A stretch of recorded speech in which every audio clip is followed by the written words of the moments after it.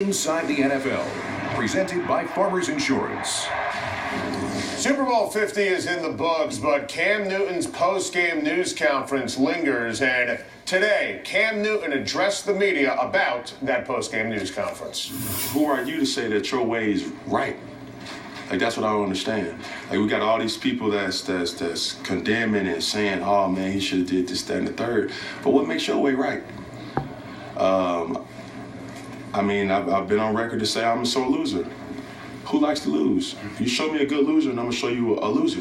I think he just made a bad situation worse. The guy that we saw in the press conference after the game and the guy that we saw right there is really hard to root for. I'm telling you right now, I don't know who's advising him. I don't know if he's even being advised. But if he's not, he should be. Somebody needs to tell him there's a virtue, and it's called humility. And sometimes you got to show it and make people appreciate who you really are. Well, I don't think it has anything to do with humility. But first of all, when I look at Cam, I see a guy that's in a lot of pain. Yeah, sure. Like, this hit him really hard. But I said it earlier, there's the game on the field and then there's politics. You guys remember last year, I struggled with the Chicago media. If I handled the media like a Drew Brees, like maybe the way you handle it, I would still be in Chicago. There's no doubt in my mind. That's the game. That's 50% of this NFL. When you look at Cam Newton, what makes him great is all those emotions, that passion. Yes. But now that emotion, that passion is hurting him. When I saw his comments after the game, the first thing I did, I'm riding home. I'm probably 2 miles away from the stadium, and I just dropped my head.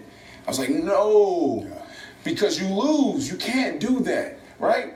So for me, I think that who's ever in his corner, they're not telling him the right things. He has to understand that there's a game on the field and then there's a game with the media. And he's still fighting it, and he's still fighting. He's fighting everybody. He was not just fighting the Denver Broncos, son. He feels like he's fighting everybody in the media, and everybody is against him. I should have changed my pick when I heard he was tired of taking questions. You know what I mean? Because obviously that meant he was fed up, and he's still fed up.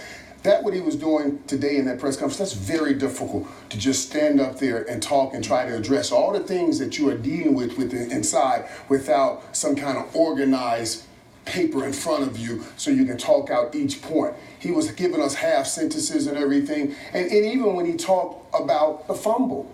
Yeah, how as a wide receiver, next year we're in a football game, you throw a ball up and I don't go up and somebody intercepts the ball, you come after me, you got to go after that ball. I'm walking off set like you went after the fumble in the Super Bowl. Shut up and get out of my face.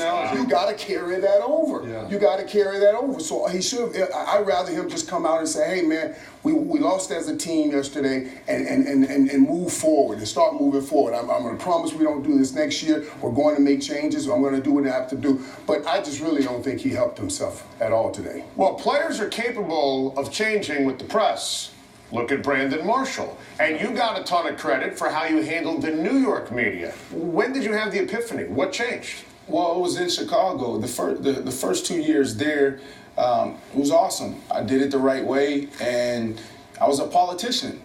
You know, I said all the right things. There was even times after games where I said we sucked today, but the fans loved that.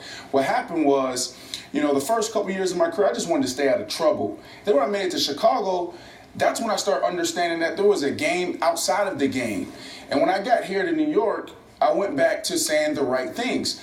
You know this, players, there's a lot of things that goes through our minds and things that we keep inside, we don't discuss, we can't discuss. Right. I'm so transparent, I'm so honest to the point where it gets me in trouble. I truly believe, and I said it already, if I handled the media like Peyton Manning does, like Drew Brees, like Larry Fitzgerald, I will still be in Chicago. But I didn't do that. And I think this was an opportunity for Cam Newton to be put on a higher pedestal. If he would have stood up there and said, you know what, we didn't play well, I didn't play well. As a leader of this team, I could have done a better job of getting our team prepared. But he didn't do that, and now he has to deal with the consequences. Now the question is, can he even dance next year? Can he do all of that?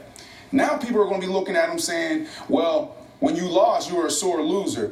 Now you're back to winning, and you're back dancing, Kind of like and they may not buy it. Kind of like a front runner, if you Bingo. will, right? That's how he comes across as a front. Well, look, the press loved him. I don't know why he said the press loved him all year. He was unanimous MVP. Well, almost unanimous. 48 out of 50. 48 out of 50. So that's great. And so you got that. And I see this press conference. You want to see a guy that's still fighting. You know, he's a great competitor on the field. Don't compete like that in the press conference. No, you can't. And you are, Brandon, you're 100% right. But I'll just say this. When you talk about Cam Newton, his teammates love him. And even though this didn't come off well, we say all these things, they're not going to care because they're around him every day and they see him on the field, they see him in the locker room. They know. Jerry Richardson, the owner, they know what they have, and they're going to forgive him, and he's going to be the same guy on the field playing the way he does. When things are rolling, he's going to show his emotions and be that guy. Let me say this. Everything Cam Newton feels is valid, and I think almost every single guy in the National Football League that's playing now or who came through the league, they felt the same way.